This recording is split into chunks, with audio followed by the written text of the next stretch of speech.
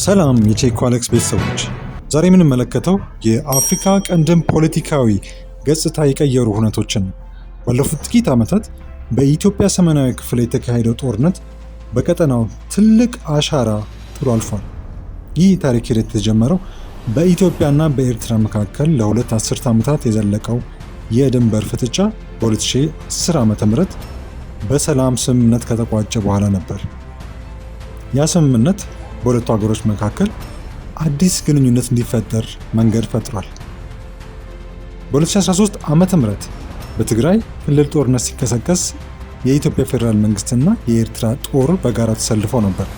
ይህ ትብብር ለሁለት ዓመታት የዘለቀ ሲሆን በህዳር 2015 ዓ.ም በደቡብ አፍሪካ ፕሪቶሪያ በተፈረመው የሰላም ስምምነት ጦርነቱ በይፋ እንዲቆም ተደርጓል። ስምምነቱ ህወሓት ትጥቁን እንዲፈታና ወደ ሰላማዊ ፖለቲካ እንዲመለስ የሚደነግግ ነበር።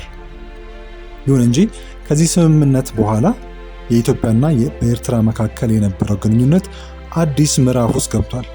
ኢትዮጵያ ወደ ቀይ ባህር የመውጫ በር የማግኘት ፍላጎቷን በይፋ መግለጿን ተመልክቶ በቀጠና ያሉት ሀገራት የራሳቸውን ፖለቲካዊና ደህንነት ስሌቶች መለዋወጥ ጀምረዋል።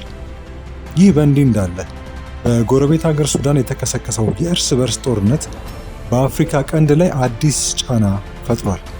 ይህ ጦርነት እንደተባበሩት አረብ ኤሚሬትስ፣ ግብፅና ሳውዲ አረቢያ ያሉ መካከለኛ ምስራቅ ሀገራት በቀጠናው ላይ ያላቸውን የዲፕሎማሲና የኢኮኖሚ ፍላጎት እንዲያሳዩ ምክንያት ሆኗል።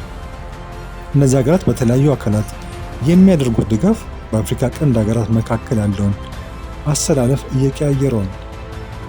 ለምሳሌ ኤርትራ ከቀድሞ ተቃዋሚዎቿ ጋር አዲስ ግንኙነት የመፍጠር ምልክቶች እያሳየች ሲሆን፣ በሌላ በኩል ደግሞ በኢትዮጵያና በኤርትራ ድንበሮች ላይ ከፍተኛ የሰራዊት እንቅስቃሴዎች መኖራቸውን የሚያሳዩ ሪፖርቶች እየወጡ ነው።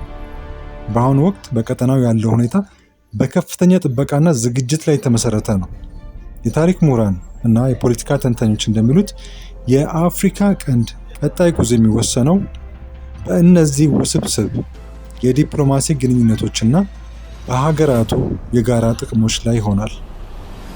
እኛም ሁነቶችን በቅርበት መከታተላችን እንቀጥላለን። ቼኮ አሌክስ ነበርኩ። ሰላም።